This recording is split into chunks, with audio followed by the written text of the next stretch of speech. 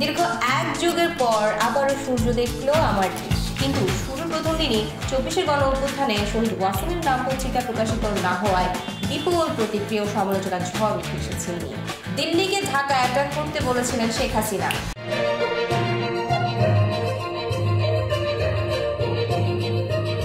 আসসালামু আলাইকুম, সবাইকে স্বাগত জানাচ্ছি নগর টিভির রাজনৈতিক প্রেক্ষাপট ও তথ্য বিশ্লেষণ ধর্মী অনুষ্ঠান দ্য নেক্সট বাংলাদেশে। আপনাদের সাথে আমি আছি তানজিলা তারিন টুইঙ্কেল। দীর্ঘ এক যুগের পর আবারও সূর্য দেখলো আমার দেশ। আমার দেশ বাংলাদেশের একটি জনপ্রিয় বাংলা দৈনিক পত্রিকা। এটি রাজনৈতিক, সামাজিক ও অর্থনৈতিক বিষয় নিয়ে সংবাদ পরিবেশন করে।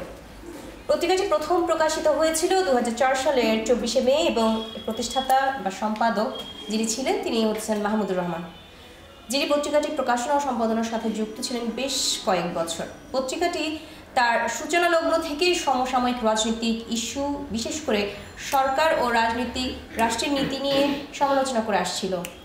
একটি গণমাধ্যমের স্বাধীনতা ও মত প্রকাশের যে অধিকার, সেই পক্ষে একটি শক্তিশালী অবস্থান নিয়েছিল আমার দেশ পত্রিকা। কিন্তু এর পেছনে এই পত্রিকাটি আসলে বন্ধ হওয়ার পেছনে যে মূল কারণ ছিল তা ছিল একটি রাজনৈতিক ও সরকার বিরোধী অবস্থানের সাথে সম্পৃক্ততা।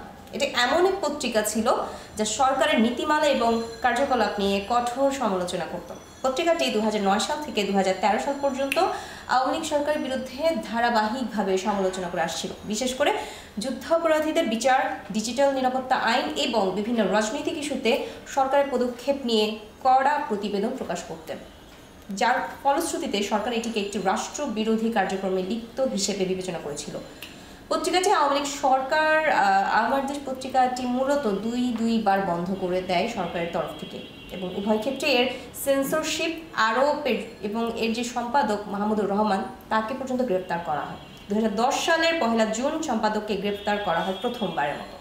সরকার পত্রিকাটি 10 দিনের জন্য বন্ধ রেখেছিল। 2013 সালের 11 এপ্রিল মাহমুদুর রহমানকে পুনরায় গ্রেপ্তার করা হয়। এবারের গ্রেপ্তারের মূল কারণ ছিল যুদ্ধ অপরাধ এবং ট্রাইব্যুনালের যে প্রধান বিচারপতি মোহাম্মদ নিজামুল হক এবং আহমেদ জিয়াউদ্দিনের মধ্যকার স্কাইপ কথোপকথনের ফাঁস করার প্রসঙ্গে। এরপরে আওয়ামী লীগ সরকার পত্রিকাটির প্রকাশনা আবারও বন্ধ করে।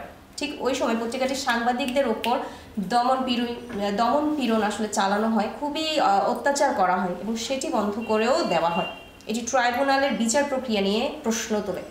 সরকারের মতে এই প্রতিবেদন রাষ্ট্রীয় নিরাপত্তা ও বিচার ব্যবস্থার প্রতি আস্থাকে নষ্ট করে ফেলেছে। প্রায় 1.5 দশক পর আবারও যাত্রা শুরু করলো, কিন্তু শুরুর প্রথম দিনই 24-এর গণ অভ্যুত্থানে শহীদ ওয়াসিমের নাম পত্রিকায় প্রকাশিত না হওয়ায় বিপুল প্রতিক্রিয়া ও সমালোচনার ঝড় উঠে এসেছে এই নিয়ে।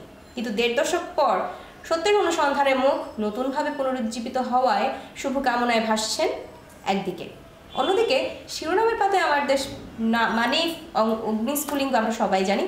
দিল্লিকে ঢাকা অ্যাটাক করতে বলেছিলেন শেখ হাসিনা। ক্রমশ এই শিরোনাম দিয়ে প্রথমে হট্টগোল মাতিয়ে দিয়েছেন। প্রথম দিনেই এই দুর্দান্ত হেডলাইন দিয়ে আবারও প্রকাশিত হয়েছে তাদের পত্রিকা।